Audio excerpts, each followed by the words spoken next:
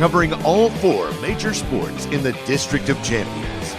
It's the DC Crossover Podcast with your hosts, Mike Cerrone and Ben Simpson. Hello and welcome to episode 112 of the DC Crossover. I am Ben Simpson. That is Mike Cerrone. Glad to have you with us on another Monday evening, or maybe you're listening to this on Tuesday morning. If this is your first time listening to the show, be sure to check out all of our social media accounts. Again, at the DC Crossover on Twitter and at Cerrone16 for Mike's account. And then, of course, the TikTok has been a buzz, Mike. I mean, we're getting. I mean, here's the thing. It's like I know a lot of people that, your dumb friends and stuff that will post like a video on TikTok and it gets like 2 likes and no comments. And that's how our videos were for a little bit. But now Mike's kind of taking the reins and throwing up the hashtags and all that stuff. I mean, I saw a video today of ours that had like 7 comments on it. I mean, like people are actually engaging with the TikTok. So throw out the TikTok again. So if you want to follow us on TikTok at DC Crossover Podcast, you can definitely check that out. Obviously, we changed the handle from when it was a ton of hashtags. It basically was underscores, right? Oh, yeah, that's right. Sorry. Yeah. Underscores. It was underscore central there for a second because they wouldn't allow me to do something. But now apparently it's all available. So definitely at DC Crossover Podcast. You can check that out. And we've been definitely getting some numbies, which is nice. I told Ben that we'll start doing a little bit more of like reactions and different things of that nature, kind of teasers also of what we're doing on the show. Not every single week, but obviously if something affects us, then we can, post it and then see what you guys think. I posted a quick reaction / teaser for what we're going to be talking about in this episode, and that has over 400 views already as well. But we did get some feedback on the DC trivia question, which was last week. Yeah. That was nice. And we're getting some likes, which is nice. And we're getting out there. So we're getting some steady numbers. A lot of the last 11 or so posts have gotten around the same amount of views, within like 40 of each other. So it's pretty crazy how it's kind of rode the bumps a little bit. There was about 3 or 4 videos in there that were like 20 views, and I was like, this is kind of odd. But now they're getting really, really comfortable there in that good range. So right now, hopefully, we're just trying to get more likes and different things like that. I think TikTok is more about the likes than the follows, mainly because of the sole fact that everyone knows if you start following people on TikTok, then your feed, your For You page starts to get bloated with all these people that you're following and different things like that. And then you're like, well, I want to see other stuff. So I don't really follow that many people on my personal one, even though I don't post on there. But for us, I only follow like, DC sports accounts and then some other people like betting accounts and stuff like that. A couple dancing girls, Oh yeah, no, I'm just kidding. Yeah, throw those in there. Throw those in there too. That is like TikTok is like 25% women dancing, 25% like clips from like movies and TV shows and things with weird like subtitles on them or something like that. And then there's like another 25% of like weird stuff, like real weird stuff. Like there's guys like locked in a shed, like recording a video of himself, like crying or something. You're like, what the hell's going on? And then like the other 25% are like podcasts, like people taking clips and videos of their podcasts and that sort of stuff. Right. So it's good to be in that 25%. But there's I was trying to get a good plethora, and that's why I said let's start doing a few reactions here or there. Obviously, we'll do a couple TikTok dances. Yeah, right. Just to throw those in there a little bit and kind of diversify the palette here for a little while. But overall, I mean, so far it's looking pretty good for the numbies, and hopefully those numbies look good enough for some of the sponsorships that we're going to be talking about here soon, which is gonna be big here. Yeah, it's gonna be a big summer for the show, and we'll use a couple more minutes of housekeeping here as a couple things. One, this week will be the very first episode of season 2 of Bird's Eye View with Erica McCall, True Stories of Professional Basketball. If for those who have been longtime fans, She did season 1 with us last year, I guess, and I think it was 8 episodes. Really went over well. It was focused more on overseas basketball this season, and the show as a whole is going to be focused on just professional basketball in general, not just overseas focused. And yeah, first episode drops on Wednesday morning, so you'll be able to catch that show in a couple different ways. You'll be able to actually catch it if you already follow and subscribe to this show. You'll get that episode. We're going to release it on our feed. You're going to get that episode, but if you don't mind, go throw a subscribe over to Bird's Eye View podcast as well, because there's going to be some content that's going to be on our feed sometimes and on Erica's feed sometimes, and so it's best to just follow both.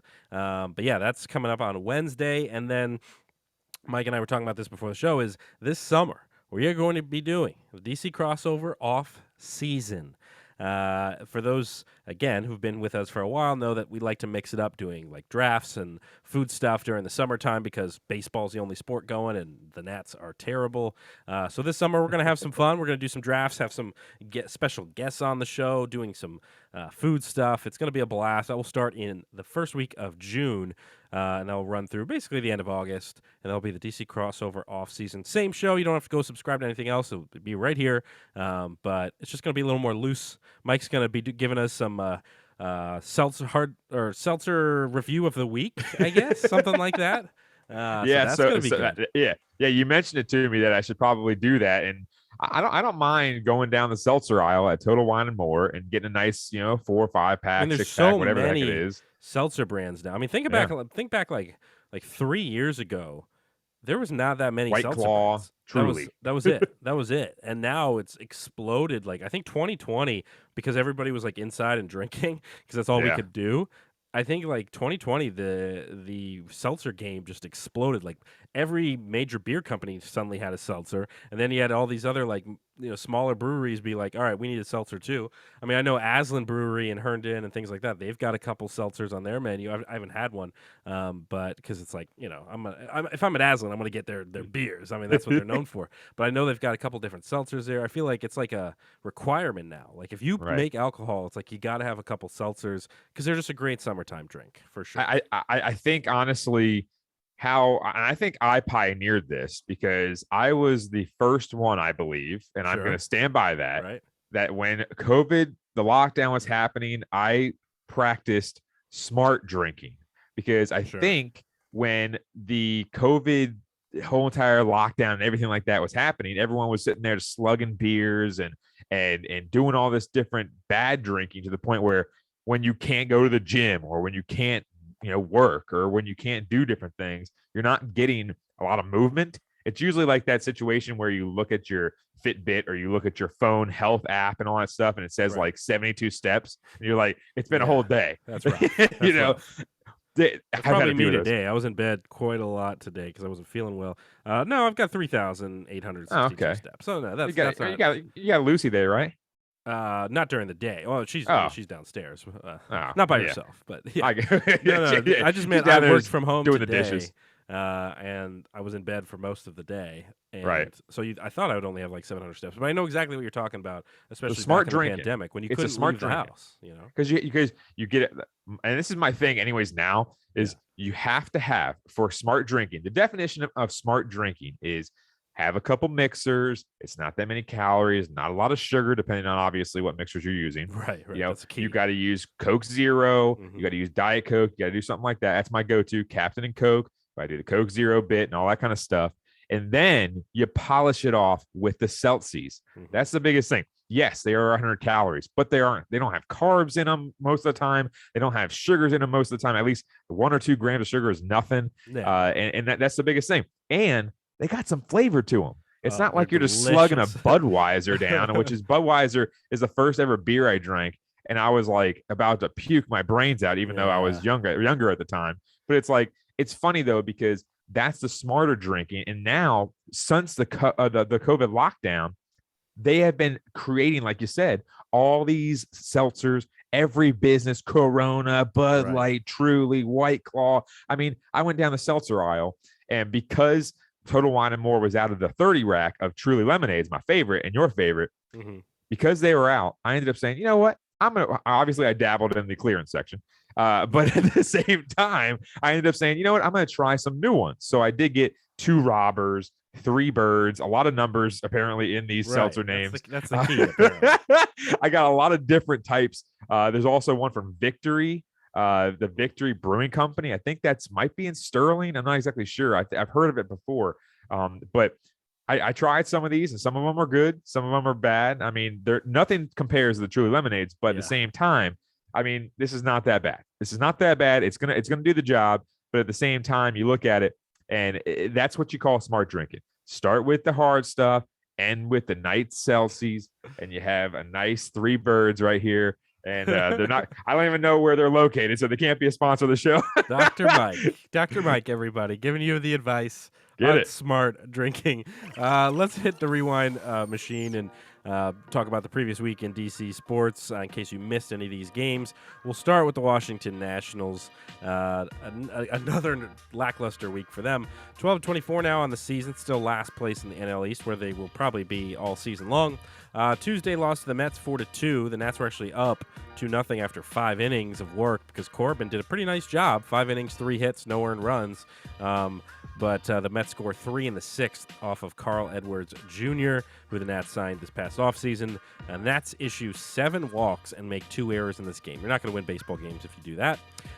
Wednesday, the Nats actually beat the Mets 8-3. Soto and Cruz both homered in this one. Aaron Sanchez threw 5 1/3, allowed 3 runs in this one. Pretty good day for him. Thursday, Nats lost to the Mets 4-1. Really bad base running. By now, you've probably seen the clip of Soto. Ground ball, Soto's at second. He goes on a ground ball to the left side when he probably shouldn't. He gets tagged out on the play, and then Bell comes like right up behind him, and he gets tagged out. I mean, just disgusting base running. And Yohan Adon walks 5 of the first 10 batters he faces. It's a disaster at Nats Park these days. And then the next series, Friday, the Nats lose to the Astros 6-1. Jose Altuve homers on the very first pitch of the game. Josiah Gray, rough one for a kid. 6 innings, 6 earned runs, 5 Ks, 2 walks. Saturday, a little bit of fun for the Nats. They win 13-6 over the Astros. Yadiel and Maikel Franco both homer, and the Nats end the Astros' 11-game win streak. And then Sunday, I watched all of this one on Sunday. It was a rough one, 8-0 Astros win. Game was actually pretty close to the first 3-4 innings, and then Corbin, I think it's starting in like the 5th or 6th, started giving up runs here left and right, home runs. I mean, Gurriel, Altuve, Maldonado, McCormick, all homered for the Astros. JV, Justin Verlander, threw 5 scoreless, coming off of his almost no-hitter the other last game. And the Nats have lost all 8 of Patrick Corbin's starts. Now, pitching losses, you can't always pin them all on the pitcher because, like, you need your offense to do something. But 8-0, you can pin a lot of this on the pitcher there. Let's move on to the Caps as they wrapped up their season here this past week, Mike.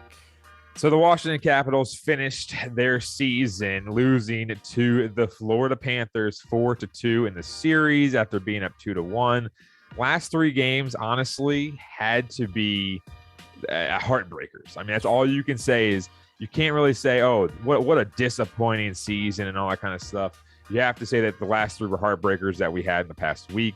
Game 4, the Caps lose 3-2 in overtime after being up by 1 goal.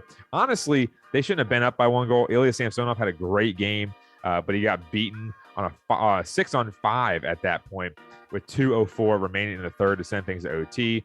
Verhaeghe scores his 2nd goal of the game. He must be the player of the series. He was on fire later in the series, and he scored with 4:57 into overtime. Panthers outshot the Caps in that game 32-16, so doubling them up. And Kuzi and Oshie scored for the Caps. Really beautiful goals, but at the same time, you know, if you can't hold the lead late, then, you know, I don't know what to tell you. Game 5, they lost 5-3 after being up 3-0. How many times are we going to say the Caps had one of the worst losses I've ever seen? Oh my gosh, they were up 3-0. I think it was about 12 minutes left or so in the second period. Verhaeghe, once again, he sets a Panthers franchise playoff record, which is not that big of a playoff record because the Panthers suck. But the Panthers franchise playoff record with 5-point night, 2 goals and 3 assists. Florida erases a 3-0 Caps lead, as I just mentioned, about midway through the third. So that was unfortunate. Oshie scored twice. Justin Schultz scored as well. Kuzi with 2 assists. So Oshie and Kuzi were showing up. But then you look at Game 6 the other night, lost 4-3. They were up 2-1 at one point. Ended up scoring with 1:03 left in regulation. What a play that was. You have to give props for that. That was insane. Your boy Anthony Mantha ended up smacking it out of the air, which, by the way, he has one of the best looking hockey sticks I think I've seen. It's like straight white with like chrome on it. It's awesome. legit. It's awesome. But they scored. He smacked it out of the air. Then TJ Oshie was basically fighting for it, and that was pretty crazy. But Tom Wilson missed his 5th straight game. So honestly, I'm hoping, even though the season's over, I'm hoping that Wilson's injury is not a long-term thing. We shall see. I think they're going to start releasing some more info here in the next week. But overall, the Caps, unfortunate. We will talk about it here soon. But moving on to a team that I actually tuned into on Saturday, DC United. Well, I kind of lucked into it. I saw it on TV. But DC United, who had a decent game against Miami, coming back. Yeah, it was a fun week for DC United, again, as they continue to play well in MLS play. Now, they did play a non-MLS game, the U.S. Open Cup, this past week, I think on Tuesday last week. Lost to the New York Red Bulls. New York's pretty good. You lose 3-0. Non-MLS, you'd like to make a run at a cup, but whatever. But the game that mattered was this one, where they were down 2-0. And they rally and they tie it up against Inter Miami and pick up a point. Taxi scored. Ola Kamara score. Those are basically the 2 studs of this team this year. Taxi's just been on fire. I mean, that's, I think, 3 straight games with goals. Unbelievable there. So DC United now 4 wins, 1 tie, 5 losses on the season right now. So, it's fun. Every now and then, especially now, Mike, with like hockey being done and basketball and all. I mean, you got the NBA playoffs, but it's not like any of our teams are in it. You can throw on a DC United game every now and then. Let's move on and talk just briefly. We wanted to touch on the Commander schedule release. We are the Commanders. Now, we're not going to do the bit where we, like, try to predict the record, like, they're going to go, 8 and whatever. Like, we're not going to do that. But too early for that. It's way, way too early. I mean, we don't even know, like, there's just so many unknowns right now. But I did want to at least get some impressions of this schedule and kind of any particular games, sticking out to you. Obviously, the 2 that are, in my eyes, the biggest, or not necessarily biggest, but most interesting to me is the Carson Wentz return to Indy in Week 8. And, of course, Carson Wentz returning to Philly for Monday Night Football in Week 10, which is going to be both those games, I think, are going to be pretty fun to watch. And I would love to see Wentz just carve it up against the Eagles on the road. Of course, my Detroit Lions, Week 2, the Commanders on the road in Detroit on 1 p.m. game, that game. So those were kind of the 3 games that mainly stuck out to me. Anything on your end that you were like, all right, this is a game to circle on the calendar? The game to circle on the calendar, obviously, you mentioned it with Indy and Philly. Also, I think late in the season, one thing to look at is San Francisco. Is Trey Lance going to do anything? Is Jimmy G still going to be there? Yada, yada, yada, because I think both teams at that point are going to possibly be fighting for playoff spots. It's also kind of weird how we have New York, bye week New York. I just don't understand how 2 years in a row. I think last year we played 5 division games in the last 7 weeks. Something it's kind of weird how they're doing this scheduling aspect, but it's also kind of cool that you're looking at the schedule and it's home, away, home, away, home, away, home, away. It's like alternating every single week. But also, if you're looking at it, this actually could spell a good omen here for our boy Carson Wentz, because if you're looking at some of the away games, he's playing at Indy, which is indoors, at Detroit, indoors. Okay. He also has Houston indoors, right? Dallas indoors at least once. So you're looking, a lot of these away games, they're indoors. So you're also looking at some of the games, obviously, versus Cleveland. That might be difficult in Dallas in January. Who knows what the weather's gonna be like then? But in December, on Christmas Eve, you're in San Francisco. Weather should be pretty decent for the most part in California. I would say a lot better than what it's going to be here.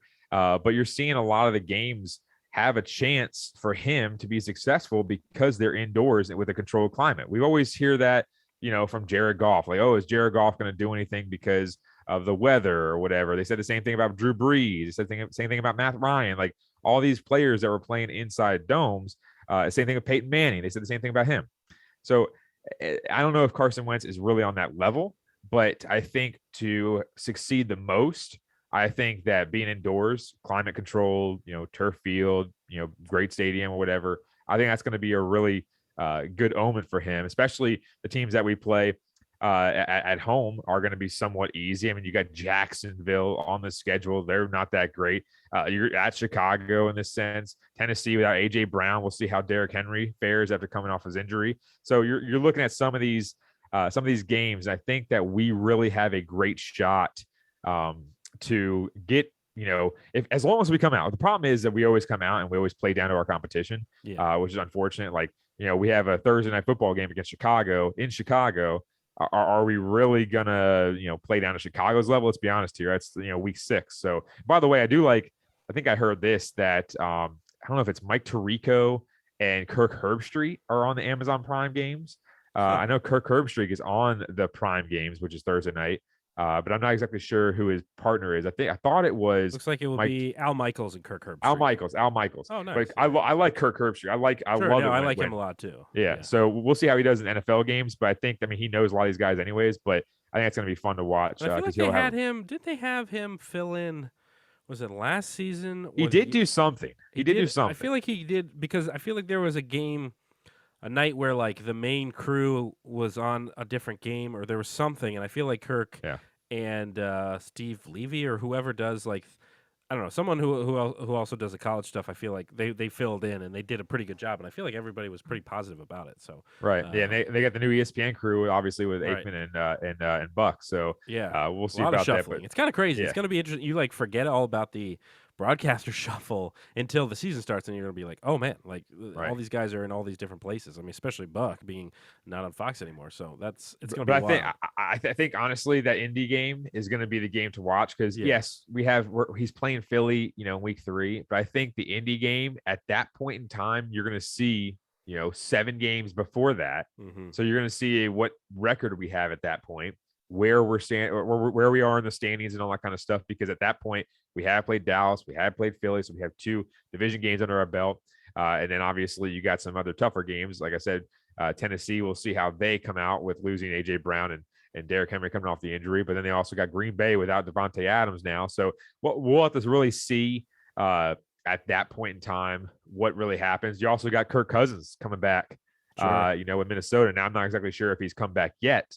But since he left, but at the same time, sure he has. But at the same time, it's like you got a lot of rivalry games that are not really rivalries. When you you have some juice. You have some juice on these games. I mean, some juice. That makes you interested in the one other thing I'll point out is so NFL released their strength of schedule for next season, and the Commanders have the quote unquote easiest schedule. Them and the Cowboys based around opponent win percentage. Them and the Cowboys both at 0.462 or whatever. So like, and the Eagles right above the Cowboys, and then the Giants right above them. So the NFC East apparently has all of the easy, maybe because they play each other, I guess. But they all have the easiest schedule. Plays into it according to the opponent win percentage. So just something to note there. And the Rams, of course, have the most difficult schedule. Here's a funny little tidbit. So my buddy the other day, he texted me and he's like, "Yo, let's get some Commander tickets." I'm like, all right, let's look at some games. He's like, I want to watch Green Bay and Aaron Rodgers. Looking right now, that is the most expensive game to go to. Yeah, if I was gonna spend my money, my shekels on a Commanders game, I think I'm not going to spend hundreds and hundreds of dollars on a nosebleed to watch Aaron Rodgers just tickets as low as $106. Yeah, I'm not paying $106 to go to a Commanders game. Yeah, it's just to watch Aaron Rodgers just carve us up. I mean, that and FedEx Field sucks. I'd rather go to RFK. Yeah, and get a piece of concrete. If you're gonna go to a Commanders game, pick one of the crappy games or whatever, and just like go ball out, get some really nice seats for a crappy opponent, or just wait to see if the Commanders Atlanta and are bad. New York. Right, exactly. So we'll keep an eye on the Commanders stuff, but we wanted to touch on the schedule release. And then before we get to the Caps, which we will spend a little bit of time with, Mike, you found some, was it a Reddit article or BuzzFeed article? Okay. Yes. Tell me about it. So the lay of the land here is that the other day, I believe it was March 11th, was Eat What You Want Day.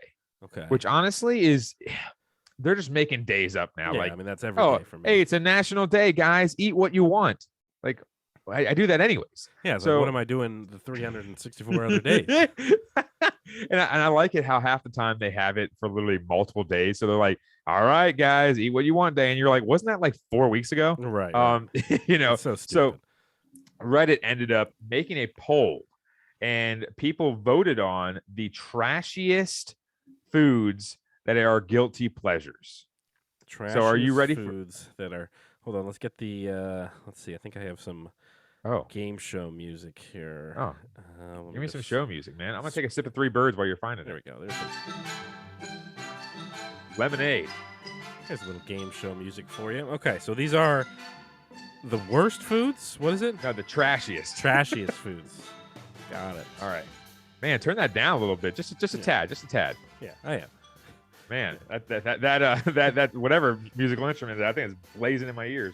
All right, here we go. All right, starting with numero 10. Okay. Taco Bell. Trashiest. Okay, I mean, like, I get it. It's It's basically like your guilty pleasure that's not good for you. Yeah, I get it. That's a good one. Taco Bell is number 10. I would think it might be even higher, actually. I thought it would be too, but I think that's more so everyone's guilty pleasure just in general. Sure. I don't think they're gonna say, because some of these are pretty trashy compared to that. So that's number 10. So I think Taco Bell is a great choice. I think it's a great choice. I mean, they have great items for sure. So number 9. Totino's Pizza Rolls and Bagel Bites. Okay, I like Bagel Bites. I'm not a giant pizza rolls guy. Oh, dude, I had those for dinner on Saturday. There you go. I like the Bagel Bites. Bagel Bites were always my thing. I can devour a sheet pan filled with them, and you just like pop them in your mouth because they're so small. You just go pop, pop, pop, pop, pop. And then, jeez. I love it. So the key is you don't do the microwave. Sounds like a Gatling gun. Well, yeah, because you don't do the microwave bit because it will get too like soft. You want it to have some structure to it, so you got to go in the oven. Even if you're hungry and you're like, man, I don't want to have to preheat the oven and wait for that and do this. It's worth it because it's got a little crisp to it, and then it's got the soft melted cheese on the top, and you just kill like 55 of them, and then you go take a nap. Trust me, I on Saturday I went to my parents' house, ate something at like 4, so I wasn't really hungry. Yeah. And I was sitting there, and I was just I was watching games and stuff like that, and I was sipping on some, it might have been Three Birds at the time, and I ended up saying, you know what, it's 10 o'clock, I'm kind of hungry now, so I ended up popping in like 20 Totino's pizza rolls, and once they were done, I put them, I let them I let them cool down, and then I ate them in bed. Yeah, there you go. That's living the dream. Oh, it was a great night, I'm not gonna lie. Alrighty, number 8 here. Okay. It's titled Cheap Meats. So Slim Jims and beef jerky and stuff like that. I've never really been a jerky guy or Slim Jim guy. It's just like I've had it before. I mean, like I wouldn't like not eat it if somebody made me or put it in front of me, but it's not something I seek out. It's certainly not. Right, and it's kind of weird though. It's like I don't think that's better than Taco Bell and stuff. I mean, beef jerky is good, but I eat it like once a year. Yeah, exactly. Like it doesn't enter my stratosphere very often. Yeah, I don't go to 7-Eleven to get a Slim Jim. No. Anyways, so the next one is Pillsbury cinnamon rolls. Oh, classic. Money. I mean, everyone's fighting over the middle one. Oh yeah, there was definitely a few like years of my life in school where my dad would just pop in those cinnamon rolls every morning for breakfast, and I would just I would eat like 3 of them and like with a whole big bowl of cereal, and then be just no wonder I'm falling asleep in first period or whatever because they had like. And then the best part about the cinnamon rolls was you had the cream that they gave you was separated out, so you could do your own cream distribution. So like if there was like, for example, like I have a younger brother. Stop saying cream. It sounds icing, weird. Whatever. So I have a younger brother, and so if he like slept in or whatever, and I got to go to the cinnamon rolls first, I could just put all the icing on mine, and then there was no icing left for him when he gets up. So yeah, suck it, Will. Yeah. So the cinnamon rolls, my mom always makes those on Christmas morning. Right. That was always the bit. All right, next one, Marie Callender's frozen pot pies. Okay, I mean, I know what those are. I've maybe had them once or twice in my life. I'm sure they're good. I mean, I like pot pies in general, but I just haven't encountered. I feel like I haven't encountered a pot pie in years. Like I can't remember the last pot pie I've had. Yeah, I know. Our girl Marie or Maria, whatever her name is. Marie, but not Maria. She's not from West Side Story. Marie. I mean, I've had those before. They are good. They're certainly not a go-to. But my dad used to love them. Popeyes are great. Well, they're not that big. They're the size of a snack plate. Yeah, that's everything you need. They're 3 minutes and you're pot pieing it up. Right. Alrighty, next one. Pop-Tarts. Pop-Tarts is number 6. This is another one. I just was never a big Pop-Tarts guy. I know they're good. I know everybody swears by them, but they're just never been my thing. My favorite is the underrated chocolate chip Pop-Tarts. Okay. Because everyone's like, oh, let me get that fudge one. Like, I don't want a Pop-Tart that's just chocolate. See, I like the Pop-Tarts are like eating cardboard. Like there's really not a lot there. I mean, it's like I'm eating a piece of cardboard, and there's so much better breakfast options that like Pop-Tarts. Pop-Tarts. Pop-Tarts. Let's be honest. Why do we all pretend like Pop-Tarts are good? They suck. Hey, the chocolate chip ones, man. I don't know what kind of chemicals they put in those damn things. Those things, right. I'd die over those things. Those things are damn good. The chocolate chip Pop-Tarts. Go look at your local grocery store. They're probably in the back because no one really wants to buy them. But I love them. Next is boxed mac and cheese. Classic. I mean, so of course, I mean, Kraft is obviously like your steady Eddie. Like it's the one that you go to for so long. But I'll tell you, Auntie Anne's or Auntie Annie's, whatever it is, that mac and cheese is so much better than Kraft. What is it? Is Auntie Anne's or Annie's? Auntie Annie's mac and cheese. Wait, hold on a second. Auntie Annie's? Sorry, it's just Annie's. I was going to say, hold on a second. I was like, wait a second, where are we going here? Because Auntie Anne's is a pretzel company. No, I know. So Annie's is the go-to. And I like the shells and white cheddar. Annie's, that's one Velveeta. Of my favorites. But I think this is more so like Kraft, I think. I mean, Kraft is solid. Like, I would never turn... Kraft is a classic taste. There's nothing better than, like, that moment where you get to put all the cheese dust in, like, when it's all cooked and stuff. Cheese dust, slather that up. The sounds that the bowl makes when you slather that up, I think, I don't even want to talk about it. It's just wild. It sounds like a creature. I'm lost. I need to go make them. You know, like when you take a big spoon and like you've got all the mac and cheese made and stuff, and you're just kind of like stirring it up. Yeah, it's like those sounds. It sounds like there's like like a monster from Stranger Things or something. Yeah, a lot of like sloshing around, but it's good. All right, next one. Got it. Number 3, Kraft singles. Okay, so just like the piece of cheese. I mean, what are we doing? What are we doing, America? Are we talking about? Hey, don't knock it till you try it, man. If you open one of those artificial cheeses up, man, that's a good square. The best thing you do is you get a paper plate, you put a bunch of chips on it, and then you get those Kraft singles and you lay them on top, and then you stick it in the microwave for like 15 seconds. You got your own little nachos. That's trash. Never seen that trailer trash thing. Oh my god! Usually, oh my god. Usually I just do the sprinkled cheese on that, but okay, that's a different one. By the way, you know who has very good underrated nachos? Hard Rock Cafe. We were just there on Sunday because we were downtown, and I mean, like, it's a trashy like tourist type thing to go to a Hard Rock Cafe. Like, who the hell goes to those anymore? But I'll tell you, a rainforest cafe. Exactly. But like, I'll tell you, their nachos, they have a nacho plate that is like ridiculously good. So underrated tip there. Margaritaville. If you ever go to Vegas, Margaritaville has the tower, the thing, the towering. Oh, like the trash can nachos, where it's like yep. Yeah, I gotcha. Okay. I don't know. I don't know. Huh. I don't know. Whatever. Anyways, number 2, ramen noodles. All right. Yeah, last year. Or 2020, I can't remember which. I went through a big ramen noodle kick when I was like working from home every day, and my routine was I had ramen noodles and then like a PB&J like every day for like a couple months, and then eventually I was like, all right, I gotta eat something else. I will say, I mean, ramen noodles, and so my bit was. I would warm up the water on the stovetop. You put the water in like a pan, you warm it up on the stovetop. I mean, I'm sure everybody does it this way, but stovetop, and then you pour it in there, and then you leave the fork on top of it to keep it enclosed, and then you got to give it, the big key is you got to give it enough time to really sink in there and get those noodles nice and not hard. So you got to... The liquid's got to seep in there, I guess, is what I'm trying to say. The liquid's got to seep. You know what I mean with ramen? Well, here's the funny thing is ramen, I never had it until I moved into here, and I was like, I felt like, man, I wrote that huge check to buy this place. Now I have to go cheap on everything.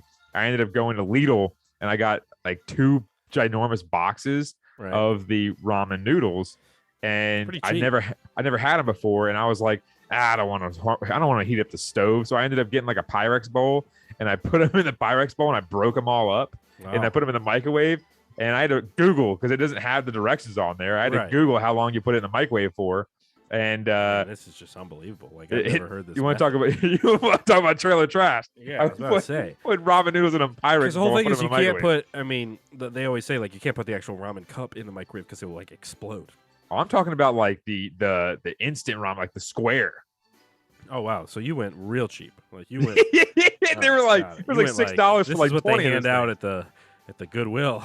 Hey, dude. Well, then I realized I was like, man, what am I doing? And I still have a box of it from a year and a half ago. There you go. All right, but Emergency. That was pretty bad. So number 1, do you have any guesses for trashy food? I mean, we're talking about just like slices of cheese and like ramen. I mean, we've got a wide variety, Taco Bell all the way to Kraft Singles. Yeah, this is. I mean, that's why I don't. I have no idea where this is going to go. Hit me. What is it? Gas station hot food. Oh, okay. So you're talking about taquitos. You're talking about hot dogs. You're talking about the pizza, the gross hamburger, and chicken sandwich that have been in that microwave or that little hot box thing for like, in a whatever wrapper for 3 days. A long time. Yeah, I'm not gonna lie. I stooped that low on one of the broadcasting trips. I ended up getting a hamburger from there. And I got some taquitos, stuff like that. Taquitos never that bad, except for like the ones that like are really hard.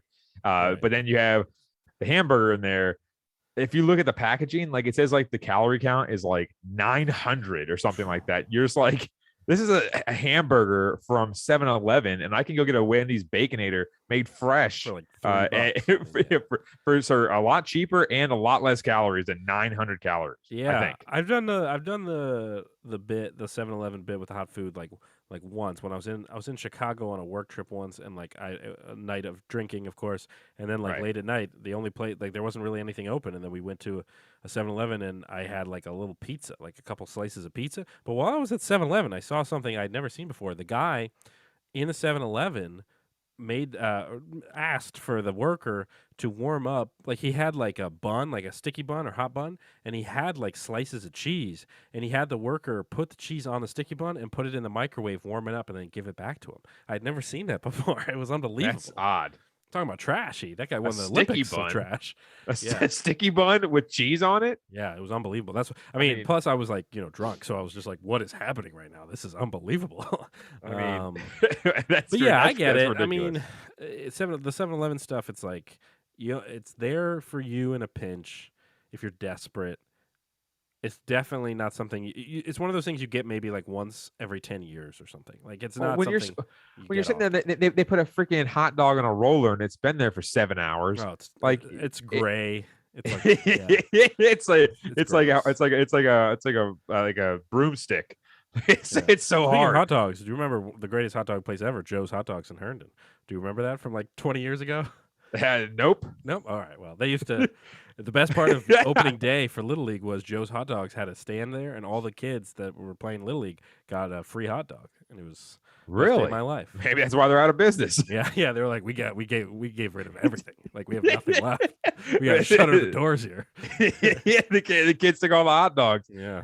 I never really ventured out to Herndon. I'm out here now, but I never really ventured out. It's understandable. Yeah. Well, I appreciate you bringing that list, and those are the types of things the conversations we're gonna be having in the off season starting next month. A lot of food talk for sure. Getting back to our roots. Oh yeah. Back to the roots. Back to the roots. We do got to talk a little Caps here. The Washington Cap. I mean, obviously,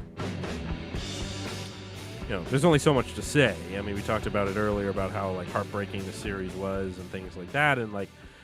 The people that, and there was like that whole tweet, and we talked about it, I think last week, you, me, and Dan, that was going around is like somebody, I think Mike Wise had tweeted about like this being like a sign of affecting Ovi's legacy and stuff and all that stuff. It's just such a terrible take.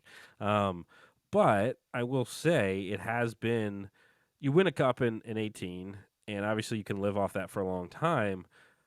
But these teams that have made the playoffs since that cup, have had opportunities to possibly make runs in the postseason and things like that. And you're just seeing first round exit after first round exit. It reminds you of the pre 2018 days, And like Right. this one especially hurt because, like we were saying when you did the recaps, it's like multiple games having leads. I mean, what was it? 3 games in a row where we had leads and blew the leads. But the worst one, of course, the one that should go down in Caps lore is the 3-0 lead in Game 5 that got erased in the second period.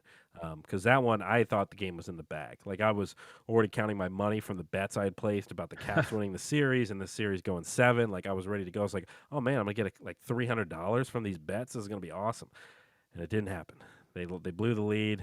They blew the lead the next game and the game before that, and it's just it was a rough series as a Caps fan to go through. Not only the heartbreak of losing, but the heartbreak of losing in those fashions. I mean, that was the rough part. Right. And I think that's the biggest thing is now when you look back at the previous last couple of years or so, 2 years ago, I can't really remember who we got eliminated by. I think for some reason, I think we got out of. I'm trying to no, that was the Reardon years. So they had Trotz, Reardon, and now Lov. So it's been 4 years now since the Cup win. Yeah, the Isles season, eliminated us in 2020. Was that a second round series? No, it was a first round series. I don't know. I think it was a first round series. So yeah, so basically you're looking at it, and last year I kind of just discredit that because the Boston Bruins have a good team. They also made a trade in the middle of the season for Taylor Hall and stuff like that. So they had 2 of the top lines in all of hockey. So last year, it's kind of hard. It's similar to the years that we played the Pens and everyone was just up in arms because 2 of the best teams in the NHL are playing each other so early in the playoffs. And you're just like, why are we watching this? And all of a sudden you see the Canadians. Like I said, last year you have to throw it out the window because of the sole fact that the Canadians who made it, and I knew we're going to get blown out, and I even called it. I said they were going to lose in 5, and they did. I believe 5 or 4, something like that. I think it was 5. You have to go out there and say last year's kind of a fluke because the Metro Division was so good last year. You got the Pens, you got the Bruins, you got the Rangers, you got the Caps. Then you look, all the Canadian teams are playing each other. And then Montreal somehow beats Edmonton, who is in the second round this year, and Toronto, who arguably had a chance to move on this year as well. But they're choke artists as well. Because, I think they've lost in the first round the past 5 years, something like that. It's crazy. So I just look at it this way and say last year was kind of a fluke. Isles year, they had a really good season that year. I think it was the first year in a Trotz, so they basically had the whole entire, comeback train or whatever when Trotz was coming to play us and whatnot or whatever. I just think that overall, this team, and I've said it multiple times, this team is starting to look their age. Now, I'm not saying that this team is terrible. I'm not saying this team is mediocre, not even average. I think this team is good. I think it's a really good team. Mm-hmm. Goaltending was good enough to win games, I would say, for the most part. I did see some tweets that said, Samsonov lost us that game. I don't think he lost the game. Yeah, I think a lot. I think he, at least in the last 2 games, he was hung out to dry a lot. Yeah, and I think Carlson. Even said it on Twitter. Carlson had a terrible game in Game 4, I believe it was. Actually, or it might have been Game 5, I believe. Actually, and you can't go out there and make those mistakes when you're one of the best defensemen in all the United States. And I say the United States because he plays for USA, but I would say he's probably a top 10 to 12 defender in the entire NHL. So you're looking at it and saying you can't go out there and make those mistakes, especially when you have a rookie in Martin Ferravari next to you and you're leaning on him to make the right decisions. It's like you shouldn't be having that. He should be making those mistakes, and then you should be making the right decisions. Right. So I called out John Carlson. I think he had a really bad series. But overall, just like you mentioned, we lost the lead in 3 of those games. And I even said it to myself the other day. One thing that every single analyst says for the playoffs is you have to score the dirty goals. You have to get in there. You have to, get in the goalie's head. You have to go in there and, give him a whitewash every now and then and start some scuffles. You have to make sure you get those dirty goals. We got so many dirty goals, again, not dirty in the sense of like bad, like illegal, but I'm saying dirty in the sense of getting your hands dirty, like getting in the crease, pushing guys around, different things like that. And this is all without Tom Wilson. So TJ Oshie had a lot of those goals. TJ Oshie was in the crease a bunch of times. TJ Oshie had a great series. We had some breakaways. We had some chances where we connected for those dirty goals, those hard hat, put your hard hat on goals, get in the crease and move some people around. But the problem is we didn't have those goals like we had. Everyone kept saying the power play was doing well. The power play was doing well. I don't even think the power play was that well because, we scored 5 out of the first 20 power plays or something like that. Great, 25%. But this power play was not that good because I saw still a lot they did make a change, I think, in the 4th game or something like that. I mean, the problem was they kept trying to and I hate this to no end, where they do the little like loop-to-loop skating in the defensive zone, trying to like get momentum, and then they try to like somehow break through the defense like you're breaking through a wall, and all of a sudden, they lose possession, they just dump it down the ice, and they do the same thing over again for the next 15, 20 seconds. It's like, I hate that. I mean, you have to go in there and just dump it in and try to go fight for it. You have an extra guy for a reason. So put that guy down there trying to get there underneath the goal line. It made no sense because the sole fact the power play wasn't that good. We played well enough. We got those dirty goals. It feels like this season was different, was a different first round exit because of what they did specifically when it comes to what you need to get done in the playoffs, which I said we did this year, the dirty goal aspect. We pushed people around. We scuffled a little bit. We tried to get in Bobrovsky's head, all these different things, but we didn't connect on the actual scoring, which we have in the past. Yeah. In the past, they always used to say, man, like Alan May used to say it all the time. They need to get down in the dirt. They need to make sure they're doing all these different things down in the crease and, put some shots on net and try to get some rebounds or whatever. We did that this year, but in years past, we didn't. But in years past, we were shooting, slappers and wristers from the blue line, different things like that. And we were making them for the most part, I should say. But those years, we weren't getting those down and dirty goals. And that's why they kept saying those year in and year out. But now it feels like the script was flipped to the point where we did one aspect and we didn't get enough of the other aspect. Ovi only scoring 1 goal in 6 games isn't good enough, especially his 1 goal was a wide open slapper. So that didn't really even count for the most part. I just think that we didn't get enough from our stars. When I talk about stars, I mean about John Carlson, Alex Ovechkin. Even though Alex Ovechkin did set the tone, he did play well, but I don't think he played well enough in the goal scoring aspect with 1 goal in 6 games when you needed him the most. Now, Bobrovsky, we've done well against him in the playoffs, but I don't think he's some world beater. I don't think he's a Vezina trophy winner. So it's like, I just think that they kind of lacked in that aspect. And, honestly, the defense faltered late. I mean, that's just how it is. When you have a 3-goal lead midway through the game, pretty much, you got to hold that lead. And, when you have leads in all the last 3 games, I mean, we should have won that series. That's just all I'm saying. Yeah. No, we absolutely should have. And there's going to be a lot of decisions to make here in this offseason. And one of the biggest ones is who is going to be in net next year. You obviously have the ability to bring back Vanacek and bring back Samsonov. They're both restricted free agents, so you can, kind of pull that off. And Brian McClellan was asked about that, and he did kind of say that there is a chance that they bring back both those goalies next year for the 3rd consecutive season, or they may have to take a look around. I mean, the free agency, unfortunately, is not super filled with talent. I mean, you've got guys like Marc-Andre Fleury, of course, who screwed us over the last, at the deadline. And there's a few others out there like Halak, Martin Jones, Jack Campbell, Thomas Greiss, former Detroit Red Wing. I mean, hey, look at Dallas though. Dallas has 3 goalies right now. Ottinger played really well so far in the playoffs. They unfortunately, as my dog, they ended up losing in overtime last night to almost upset the Flames. But they got our boy Braden Holtby. Right. They also got Ben Bishop. Now, I'm not sure if Ben Bishop's coming back or not. I'm not exactly sure. But they got 3 goalies. And Ottinger is going to be their starter most likely next season. So if they want to, kick the can down the road on Holtby, and all of a sudden we want to say, hey, come on back, live out the last few years of your career here and see what you can do. Who knows? Yeah. No, and then, there is this idea of this team probably needing to get younger.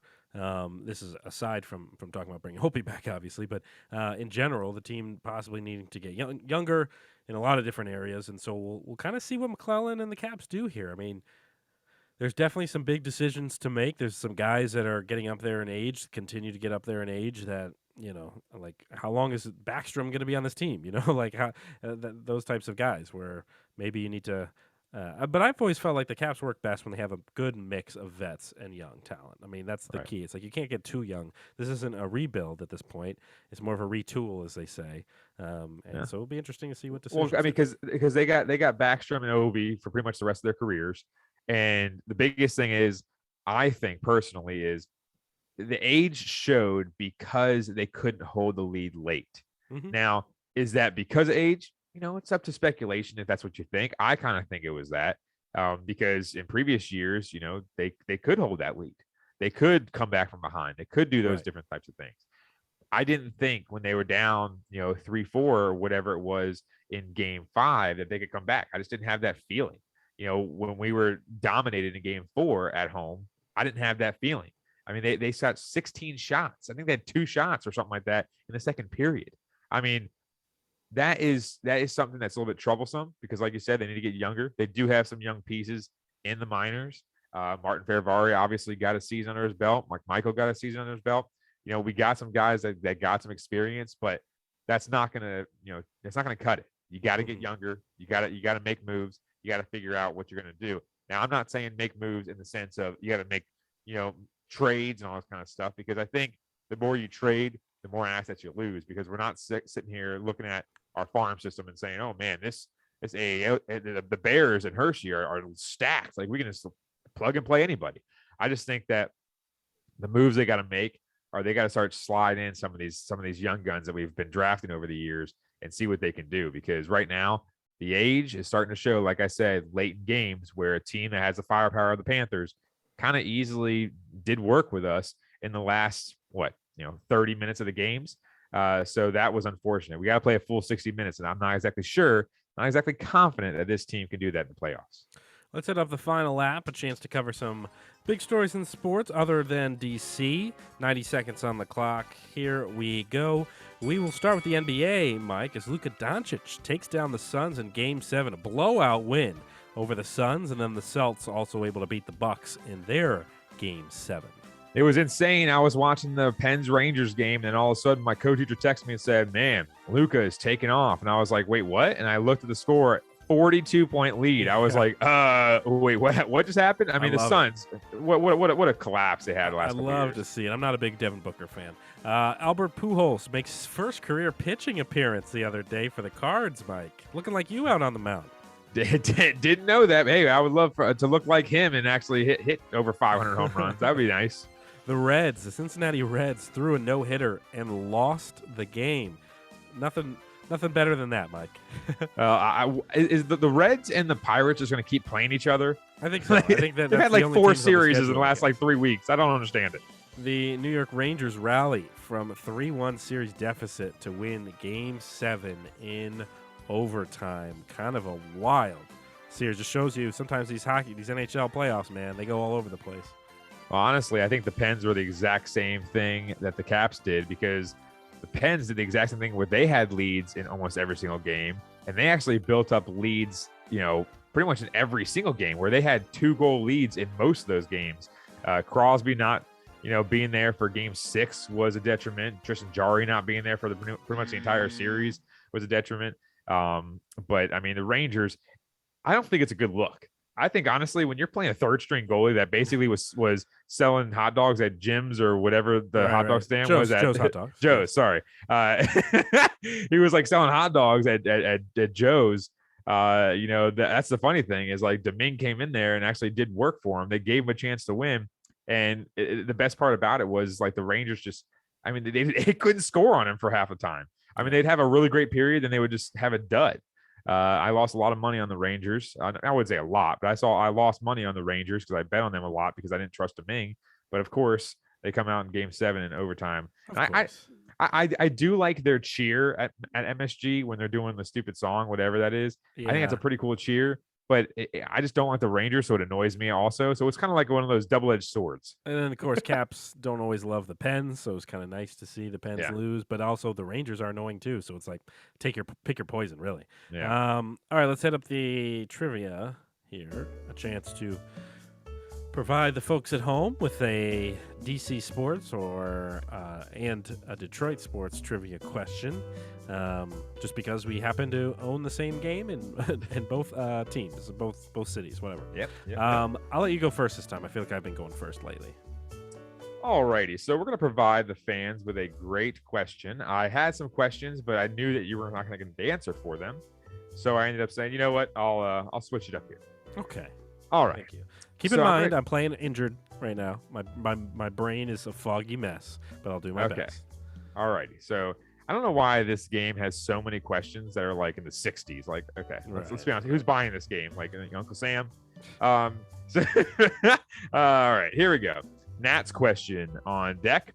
How many innings did the Nats and Giants play in Game 2 of the 2014 NLDS, a game that lasted an MLB postseason record 6 hours and 23 minutes? I was at this game, first 4 seats behind the dugout. Right. I was on TV multiple times. I remember that. I remember sending you pics of you. I remember there's one like with you holding a towel on your head while you're like in frustration, like with your hat and stuff. You're like, oh, there it is. God. I'm going to go 16 innings. Am I wrong? Yes.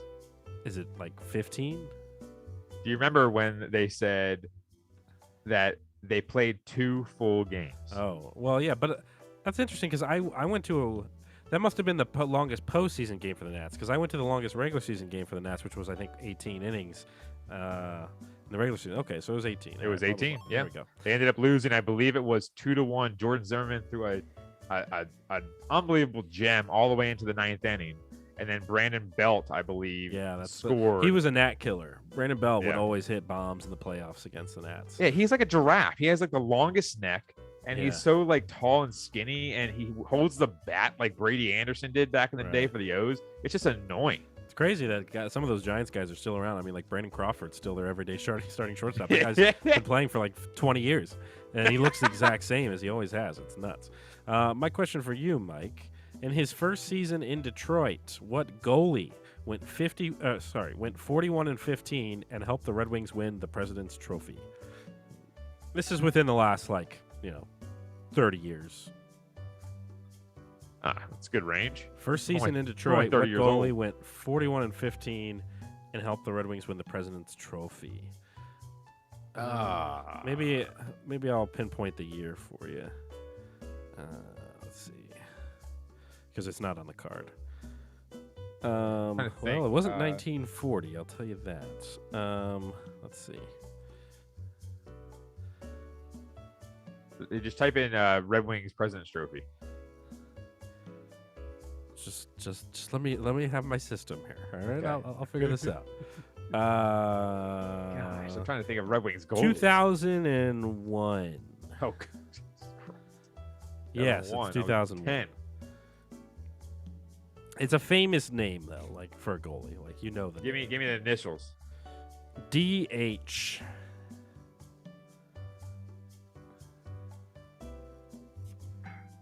We stumped the Schwab, everybody. I used to love that show. Yeah, Dominic Hasek. How is that a famous name? Dominic Hasek was like Dominic Hasek. Yeah, he was Stanley Cup champ. I mean, Hey, dude, I was 10. Come on, you got to know Dominic Hasek. He's in the Hockey Hall of Fame, 2014. I don't even know where the Hockey Hall of Fame is located. Wow, disrespectful to my guy. Where's it located? Detroit. No. Hockey Hall of Fame. I think it's in Canada. I feel like it's in Toronto. Oh, well, that doesn't count. It's not here. It doesn't count. Well, okay. I'll let the wonderful people of Toronto know. Let's hit up the money line. Speaking of just garbage, yeah. Just terrible records. You're having some rough times, bud. I mean, it's just the worst thing in the world. I don't know if you're dumb enough to take my picks, I don't know what you're doing. All right, my picks this week. What happened to the fade part, man? You said you were going to fade. Yeah, whatever. My lock, Warriors, -5.5 against the Mavs. It's going to go. I mean, the Mavs are going to beat them by 30. And then my dog, I actually like this pick. I like the Celtics +2 against the Heat. The Celtics are pretty hot right now. I do like that one, so I'm going to take the Celtics against the Heat. Oh, boy. So I'm going to go with my lock. Over 6.5 goals, Tampa and Florida, Game 1. Braden Point is not playing for Tampa, so that might hurt Tampa's all-around. game in general. So I still think the 6.5 is going to hit over the 6.5. I've been hitting overs left and right in the playoffs, and I think this one's going to hit. I think Florida kind of got that monkey off their back against the Caps, and Tampa long series against Toronto. And I think that Florida might be a little bit easier for them personally. But I think over 6.5. I think it might be like a 4-3 game, 5-3, something of that nature. My dog, I'm going with the Dallas Mavericks plus 5.5. So I might gain a game on you. You might gain a game on me. I'm taking the Mavs plus 5.5 versus the Warriors, mainly because of the sole fact that not because of Dinwiddie. Don't look at Dinwiddie, but I'm looking at Luka Doncic. Now, I've been a Luka homer for years now. Sure. I've said Luka is a top 5 player for years. And he's just a monster. 35 and 10 in 30 minutes last night to blow out the number 1 seeded Suns. I just think that right now I wouldn't say a team of destiny, but I think they're a team that's on a mission. And I think right now the Warriors, yes, the Warriors are the Warriors, but I just don't think that the Warriors are the team that everyone thinks they are. I think they're a little bit overrated, and I think some of the books might think that too, because right now 5.5 is not that many points. But I'm going to go plus 5.5 with Dallas Mavericks for the dogs. Yeah, I think the Mavs win the series, but I think Warriors win game 1. That's my thinking. I could see it. That is our money line picks, sponsored by DraftKings. Please bet responsibly. That about does it for episode 112. Again, I remind you, this Wednesday will be the first episode of the new season of Bird's Eye View. You can check it out on our podcast feed as well as Bird's Eye View podcast if you just search for that in your podcast place. Follow the show on Twitter at the DC Crossover and at Cerrone16. And follow the TikTok, DC Crossover Podcast on TikTok. Yeah. Mike's got the party going out on TikTok. He does all these dances and stuff. It's really a sight to see. So be sure to follow the show on there. Besides that, people, didn't know I published those yet. Yeah. A lot of those are in the drafts still, but he sends them my way, and I'm always like, "Come on, man, you got to post that. That you got some moves, man." That about does it for episode 112. We will see you next week. This has been another episode of the DC Crossover.